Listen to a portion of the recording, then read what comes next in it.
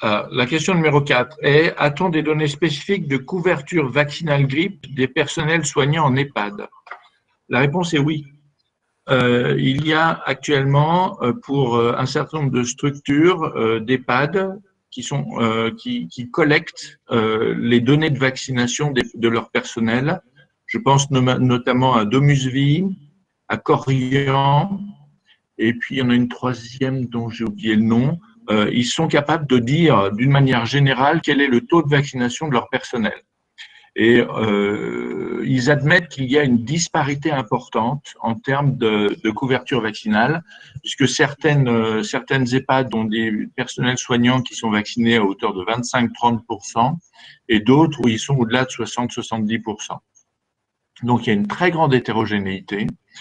Et à l'intérieur de ces EHPAD, à ma connaissance, on retrouve la même hétérogénéité vis-à-vis des métiers que ce que l'on voit à l'hôpital. C'est-à-dire que c'est toujours pareil.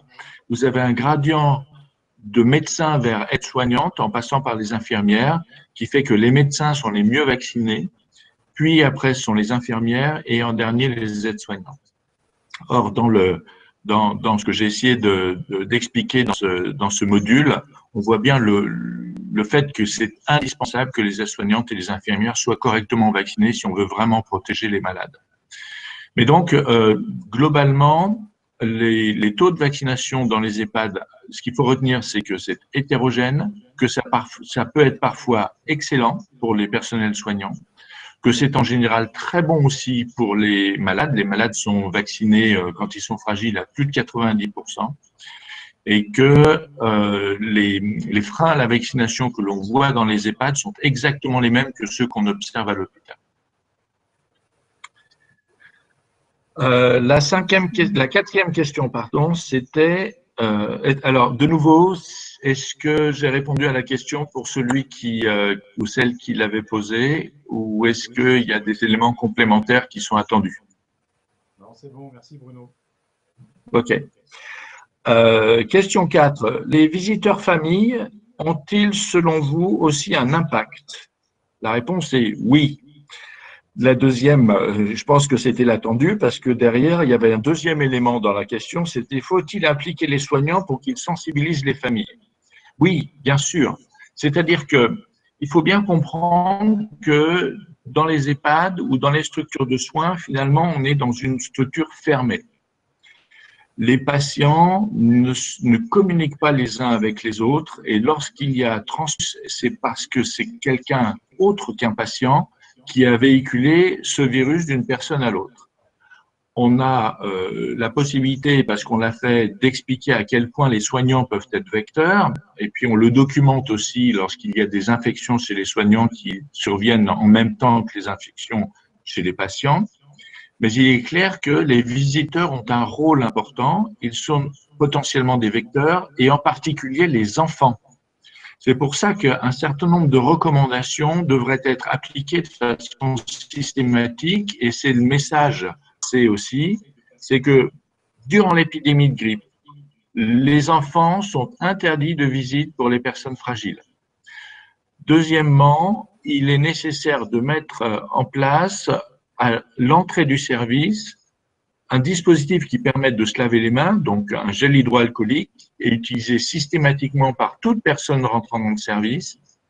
Et si la personne qui rentre présente potentiellement des signes respiratoires, même mineurs, il lui est proposé de porter un masque chirurgical.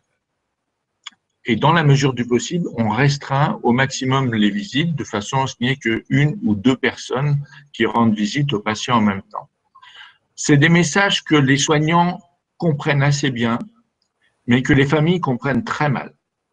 Et il y a eu plusieurs fois des altercations entre les soignants qui essayaient d'expliquer l'intérêt de ces mesures pour la protection des malades et les familles qui ne comprenaient pas.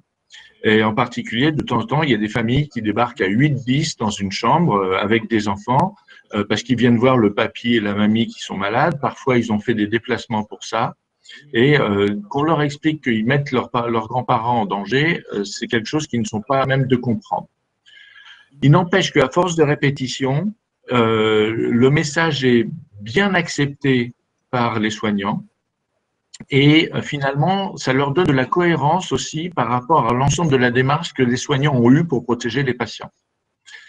Donc, il est indispensable d'impliquer les familles et il faut qu'il y ait des messages qui soient passés de façon à ce que ces familles ne soient pas prises au dépourvu, mais que lorsque le début de l'épidémie de grippe va commencer, par exemple, commencer à leur passer des messages disant est-ce que vous êtes bien vacciné, est-ce que vous avez pris en compte le fait qu'il y avait un risque que vous transmettiez la grippe et que ça se passera pas bien chez la personne de votre famille qui est admise à l'hôpital ou dans l'EHPAD. Donc, ça fait partie des messages collectifs qu'il faudrait arriver à diffuser peut-être plus que ce qu'on est capable de faire actuellement.